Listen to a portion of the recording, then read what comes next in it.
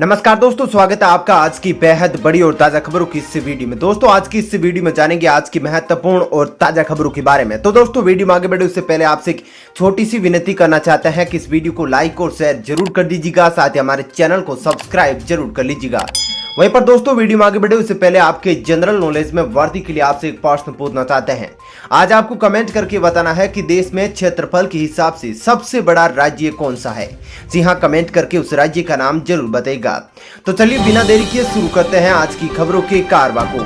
पहली खबर, कोरोना की तीसरी लहर आने का खतरा अब भी बना हुआ है। पिछले लगातार 3 दिनों से 43,000 से ज्यादा कोरोना केस देश के अंदर सामने आ रहे हैं। शुक्रवार सुबह स्वास्थ्य मंत्रालय की ओर से जारी ताजा आंकड़ों के अनुसार बीते 24 घंटों में 44,230 नए कोरोना केस सामने आए और 555 संक्रमितों की जान चली गई है। केरल में सबसे ज्यादा 22,000 से ज्यादा मामले सामने आए हैं। हालांकि देश भर में पिछले 24 घंटों के दौरान 42,360 लोग कोरोना से ठीक भी हुए हैं, यानी कि कल के मुकाबले 1315 एक्टिव केस अब बढ़ गए हैं। चलिए दोस्तों अब जानते हैं अगली खबर। 1 अगस्त से होने जा रहे हैं ये 7 बड़े बदलाव, जानिए आपकी जेब पर कितना पड़ेगा असर। जी हाँ, 1 अगस्त से आपकी रोजमर्रा की जिंदगी से जुड़े कई बदलाव देखने को मिलेंगे। बैंक खातों से लेकर एलपीजी तक रविवार से कई ऐसे बदलाव हो रहे हैं जिनका असर आप पर पड़ना पूरी तरह से तय है। तो चलिए जानते हैं कि तीसरी लहर की खबरों के बीच 1 अगस्त से कौन कौन से ऐसे नियम बदल रहे हैं जो आपकी जेब पर सीधा असर डालने वाले हैं। एलपीजी की कीमतों में बदलाव। हर माह की पहली तारीख को कुकिंग गैस यानी कि एलपीजी सिलेंडर की कीमत में बदलाव होता है। मई व जून में घरेलू सिलेंडर के दाम में कोई बदलाव नहीं किया गया था। ऐसे में अप्रैल में एलपीजी सिलेंडर के दाम में 10 रुपए की कटौती की गई थी। इसके बाद जुलाई में सिलेंडर के दाम 25 रुपए बढ़ा दिए गए। जनवरी से अब तक दिल्ली में एलपीजी सिलेंडर 694 रुपए से 834 रुपए पर पहुंच गया है। छुट्टी के दिन भी आएगा वेतन। राष्ट्रीय शौचालित निपटान व्यवस्था यानी कि NACH सप्ताह के 7 दिन उपलब्ध होगी। अभी यह सुविधा बैंकों में कामकाजी दिनों में ही उपलब्ध होती है। ऐसे में वेतन EMI बिल भुगतान हर रोज होगा, यानी छुट्टी के दिन भी आपके खाते में वेतन आ पाएगा। टैक्स बकाया पर देना होगा जुर्माना। 1 लाख से अधिक सेल्फ असेसमेंट बकाया होने पर उसको चुकाने में देरी पर आपको जुर्माना देना होगा। यह प्रोफेशनल और कंपनियों पर लागू होता है। डाक विभाग घर पर बैंकिंग के लिए शुल्क लेगा। डाक विभाग का इंडिया पोस्ट पेमेंट बैंक घर पर बैंकिंग सुविधाओं के लिए शुल्क वसूलेगा। इसके तहत विभिन्न प्रकार की सेवाओं के लिए प्रति सेवा 20 रुपए और GST वसूली जाएगी। एटीएम से पैसा निकालना होगा महंगा। एटीएम से पैसा निकालने के लिए आपको ज्यादा खर्च करना पड़ेगा। एटीएम इंटरचेंज फीस 15 रुपए की जगह अब 17 रुपए का हो जाएगा, जिसे ग्राहक चुकाएंगे। ICICI बैंक की सेवा होगी महंगी। निजी क्षेत्र का यह बैंक होम ब्रांच से महीने में 1 लाख रुपए नकद निकासी के बाद प्रति लेनदेन न्यूनतम 150 रुपए का शुल्क लेगा। यह शुल्क प्रति 1005 रुपए होगी, लेकिन इसमें जो अधिकतम होगा बैंक वही वसूलेगा। 31 जुलाई के बाद बंद हो सकता है डीमेट खाता।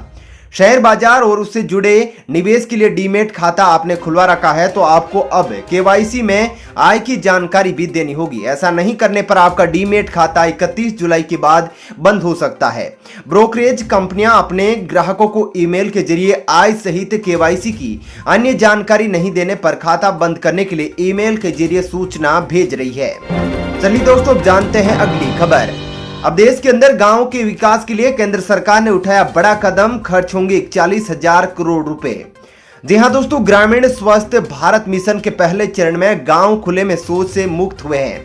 अब द्वितीय चरण में स्वच्छता को लेकर केंद्रीय जल शक्ति मंत्रालय गांवों की सूरत बदलने की तैयारी में है।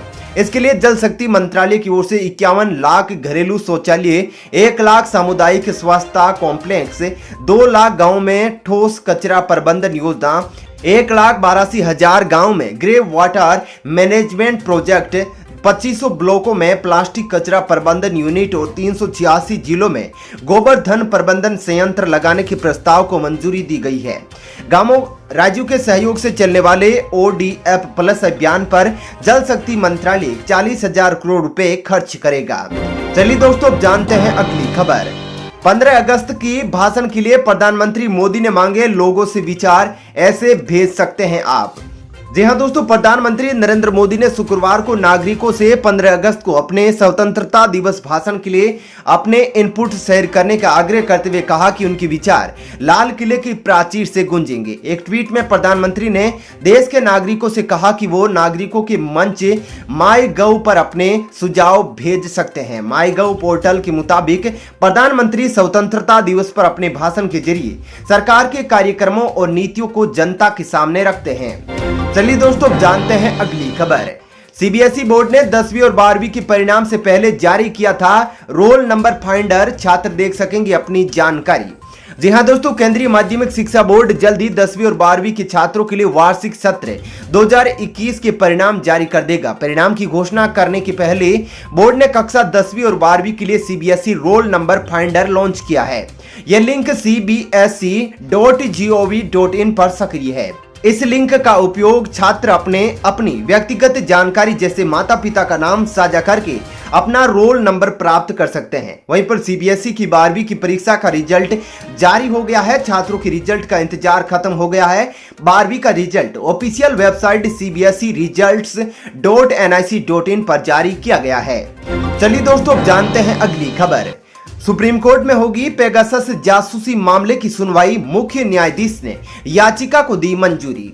जी हां दोस्तों, सुप्रीम कोर्ट ने शुक्रवार को दिग्गज पत्रकार एन राम और शशि थरूर की उस याचिका पर सुनवाई के लिए सहमति जता दी है जिसमें कथित पेगासस जासूसी कांड की मौजूदा या सेवानिवृत्त न्यायाधीश से स्वतंत्र जांच के लिए निर्देश देने की मांग की गई है। वरिष्ठ अधिवक्ता कपिल सिब्बल ने मुख्य न्यायाधीश एन.वी. रमन्ना और न्यायमूर्ति सूर्यकांत की अध्यक्षता वाली पीठ के समक्ष इस मामले का उल्लेख करते हुए कहा कि नागरिकों, राजनेताओं, विपक्षी दलों, पत्रकारों और अदालत के कर्मचारियों को नागरिक स्वतंत्रता की निगरानी में रखा गया है। चलिए दोस्तों, अब जानते हैं अगली खबर। भारत ने पाकिस्तान को किया हैरान। 3 मुस्लिम देशों के साथ ऐसी जगह पर की जाएगी मीटिंग, इमरान प्रशासन की उड़े नींद। जी हां दोस्तों, चाबहार बंदरगाह के संयुक्त इस्तेमाल पर एक चतुष्कोणीय संरचना के तहत भारत, उज्बेकिस्तान, ईरान और अफगानिस्तान इस साल एक बैठक कर सकते हैं। विदेश मंत्रालय ने बृहस्पतिवार को यह जानकारी दी थी। मंत्रालय के प्रवक्ता अरिंदम बागची ने एक संवाददाता सम्मेलन में बताया कि भारत ने इस बंदरगाह को अंतर्राष्ट्रीय उत्तर दक्षिणी परिवहन गलियारे से जोड़ने का भी प्रस्ताव दिया है। 2 सप्ताह पहले ताशकंद में हुए एक संपर्क सम्मेलन में विदेश मंत्री एस जयशंकर ने ईरान के चाबहार बंदरगाह को अहम क्षेत्रीय मार्ग बताया था। चलिए दोस्तों, जानते हैं अगली खबर। हिमाचल के मुख्यमंत्री को झंडा फहराने नहीं देंगे खालिस्तानी समर्थक, दी गई धमकी। जी हां दोस्तों, खालिस्तान समर्थक समूह 6 फॉर जस्टिस ने कथित तौर पर धमकी दी है कि हिमाचल प्रदेश के मुख्यमंत्री जयराम ठाकुर को राज्य में तिरंगा नहीं फहराने दिया जाएगा। शिमला के पत्रकारों को सुबह 10:54 पर किए गए पहले से रिकॉर्ड फोन कॉल में यह धमकी दी गई है। कॉल करने वाले व्यक्ति ने स्वयं को गुरपतवंत सिंह पानून बताया और कहा कि वे SFJ संगठन का वकील है। चलिए दोस्तों, जानते हैं अगली खबर। मौसम विभाग का अलर्ट, इन राज्यों में जारी रहेगी बारिश की चेतावनी। जी हां दोस्तों, देश भर में इन दिनों मानसून सक्रिय है। दिल्ली, एनसीआर सहित कई जगहों पर लगातार बारिश हो रही है। मौसम विभाग ने देश के कई राज्यों में भारी बारिश की संभावना जताई है। IMD ने भविष्यवाणी की है कि दक्षिणी बांग्लादेश और उससे सटे उत्तरी बंगाल की खाड़ी और पश्चिमी बंगाल पर कम दबाव का क्षेत्र के कारण अगले कुछ दिनों में देश भर के कई राज्यों में भारी से बहुत भारी वर्षा होने की संभावना है। मौसम विभाग ने कहा कि अगले 48 घंटों के दौरान यूपी, पश्चिमी बंगाल, झारखंड और बिहार में बारिश की संभावना है। मौसम विभाग के मुताबिक जम्मू कश्मीर, हिमाचल प्रदेश, उत्तराखंड, पंजाब, हरियाणा और उत्तर प्रदेश में भारी से बहुत भारी बारिश जारी रहने की संभावना भी जताई गई है। चलिए दोस्तों, जानते हैं अगली खबर। गृह मंत्री अमित शाह से मिले कर्नाटक के नए CM बसवराज बोम्मई, PM मोदी से भी करेंगे मुलाकात। जी हां दोस्तों, कर्नाटक के नव नियुक्त मुख्यमंत्री बसवराज बोम्मई ने शुक्रवार को नई दिल्ली में देश के गृह मंत्री अमित शाह से मुलाकात की। मुख्यमंत्री का पद संभालने के बाद बोम्मई का राष्ट्रीय राजधानी का यह पहला दौरा है। बोम्मई आज प्रधानमंत्री नरेंद्र मोदी से शाम 4 बजे मुलाकात करेंगे। वे बीजेपी के राष्ट्रीय अध्यक्ष JP नड्डा समेत पार्टी के अन्य वरिष्ठ नेताओं से भी मुलाकात करेंगे। चलिए दोस्तों, जानते हैं अगली खबर। पेंशन के नियमों में बदलाव की तैयारी में सरकार, जानिए कैसा होगा आपको फायदा। जी हां दोस्तों, पीएफआरडीए को मजबूत रेगुलेटर बनाने की तैयारी में सरकार पेंशन के नियमों में बदलाव की तैयारी कर रही है। नए नियम के तहत पीएफआरडीए यानी कि pension fund regulator and development authority को यह अधिकार होगा कि वे अपने सब्सक्राइबर को ज्यादा फ्लेक्सिबिलिटी प्रदान करे। नए नियम के लागू होने के बाद पेंशन फंड से निकासी संबंधी नियमन आसान हो जाएंगे। इस बिल का मकसद रेगुलेटर को ज्यादा शक्ति प्रदान करना है, उसे पेनल्टी वसूलने को लेकर भी अधिकार होगा। साथ ही वह इस बात का भी ध्यान रखेगा कि इंश्योरेंस सेक्टर के लिए फॉरेन डायरेक्ट इन्वेस्टमेंट यानी एफडीआई 74% से ज्यादा नहीं हो।